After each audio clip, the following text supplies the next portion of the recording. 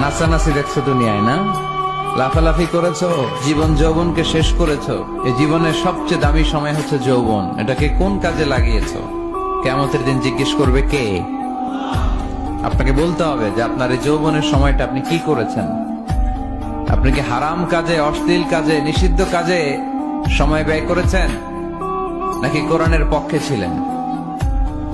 এই প্রশ্নের উত্তরগুলো কিন্তু আল্লাহর সুপ্রিম কোর্টের কাঠ গড়ায় আমাদেরকে দিতে হবে, কারণ ওই দিনটা বড় ভয়ঙ্কর, জবাবদিহিতার দিন।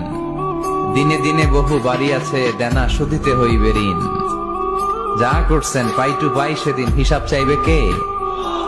এজন্য ওই দিনটাকে বলে the day of accountability, the day of judgment. বিচার হবে সেদিন, একটা বিশাল বিচার। ওই বিচারের দিনে আমরা আল্লাহর কাছে পানাহ চাই, ক্ষমা চাই, ঠিক কিনা? আল্লাহ বিচারের দিনে তুমি আমাদেরকে মাফ করে দিয়ে জান্নাত দিয়ে দিও। সবাই পড়ি আমিন।